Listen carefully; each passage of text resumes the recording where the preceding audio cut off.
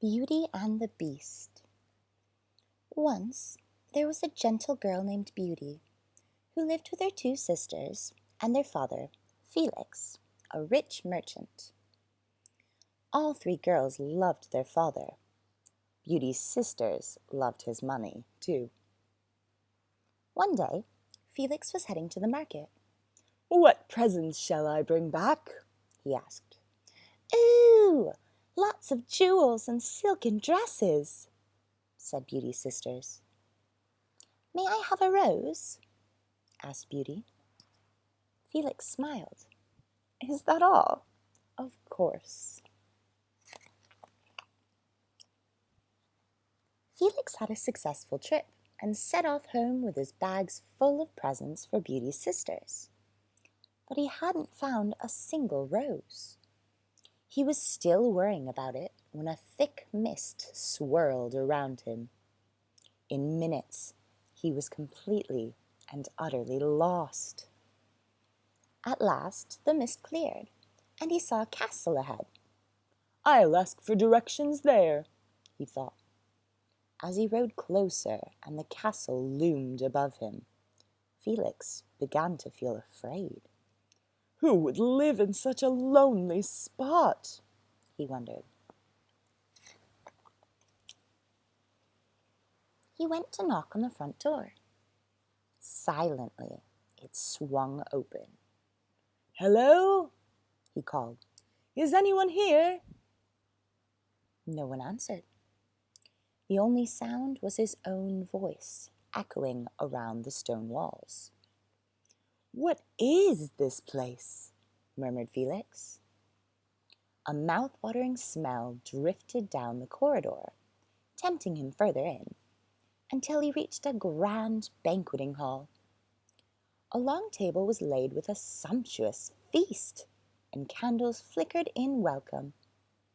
"Where is everybody?" he thought. As if in a trance, he walked over to the table and sat down, only to gasp with astonishment when a full plate of food floated over to him. Invisible hands filled a goblet with ruby red wine. Nervously, Felix picked up a knife and fork. He felt a little uncomfortable helping himself, but there was no one to ask, and he was starving.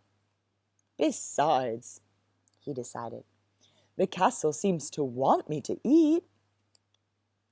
After the meal, he wandered outside, hoping to find someone in the garden. To his delight, what he found was a rose bush, teeming with sweet-scented buds. "Beauty's rose," he thought. "I'm sure nobody will mind if I pick just one."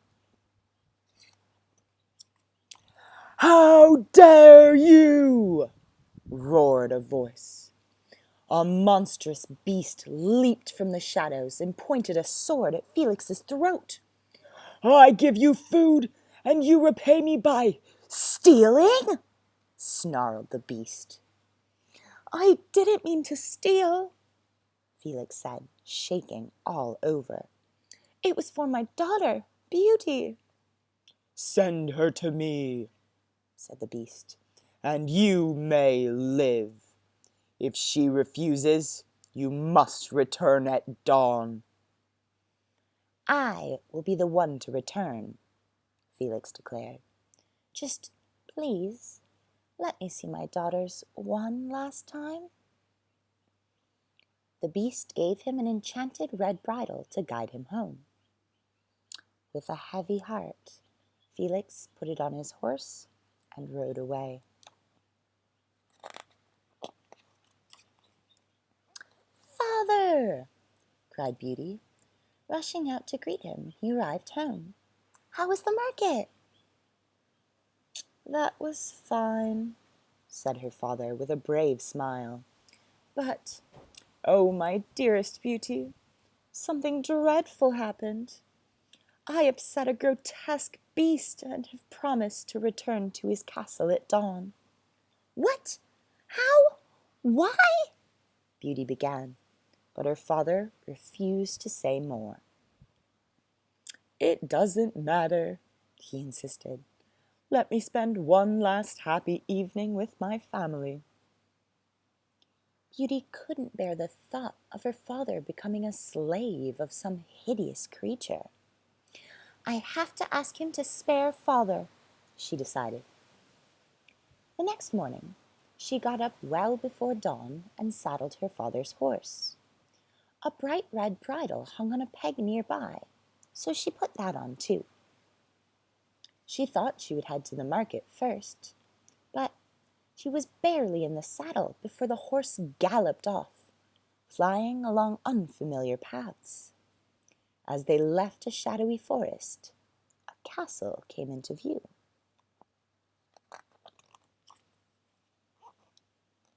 Beauty paused at the steps leading to the castle. The thought of her meeting the beast terrified her. But then she remembered her father. Taking a deep breath, she dropped the horse's reins and began to climb. A hideous figure stood in the hall. Was this the beast? He looked so sad, Beauty forgot her fear. "What is it? What's wrong?" she asked. "I'm lonely," He sniffled, wiping away a tear. "But who are you?" "Beauty," said Beauty. "I came to ask you to save my father."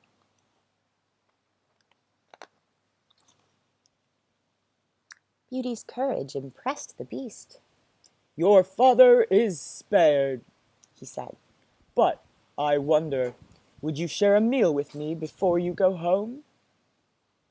Beauty nodded and sat down to the most delicious breakfast she had ever eaten. The beast told funny stories, and Beauty told him all about her family. After breakfast, the beast knelt down before Beauty and cleared his throat nervously. "This may seem sudden," he said, "and I know I am an ugly creature, but will you marry me?" Beauty gasped. "Marry you?" she said. "I barely know you. But I will keep you company here for a week, if you let my father know that I am safe."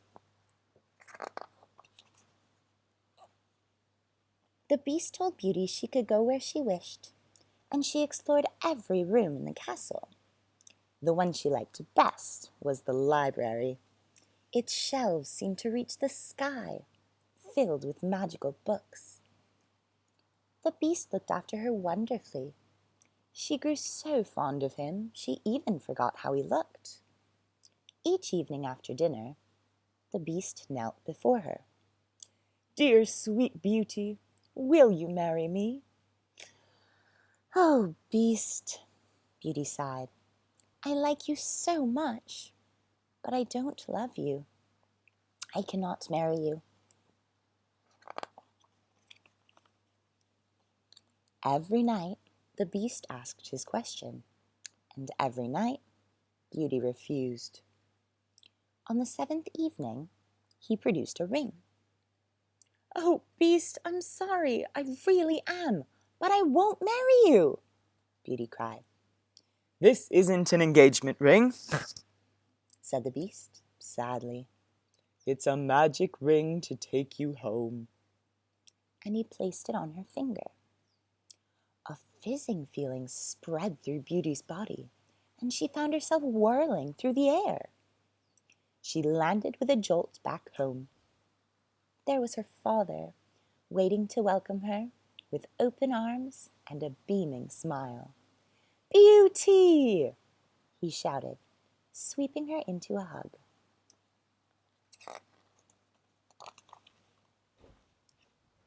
Beauty was thrilled to be home, but she couldn't help missing the beast. Then, one night, she woke with a start.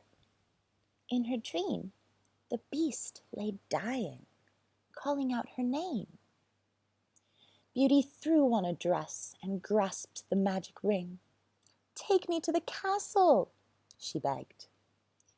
A familiar fizzing spread through her, and she whirled through the air to land in the corridor that led to the garden. For a second she stood, catching her breath. Then she picked up her skirts and ran. The beast was sprawled on the ground, just as she'd pictured him in her dream. "Beast!" she cried. The beast struggled to open his eyes. "Beauty," he said weakly. "is that you?" "Yes, I'm here," she reassured him. "But what's wrong? Why are you so ill?" "I'm dying," whispered the beast. "No!" Beauty was horrified. She stroked his velvety face. "You can't die. Please, beast. I love you," she blurted out, realizing suddenly that it was true.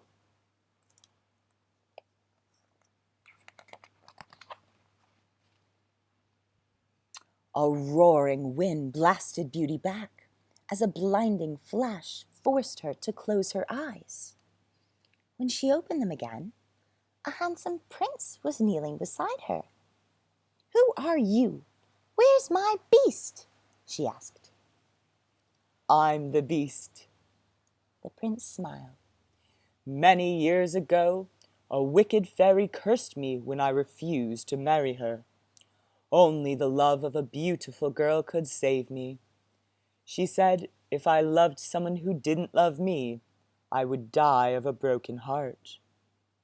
"But I do love you," Beauty cried joyously. "And if you ask me once more to marry you, the answer will be yes." The end.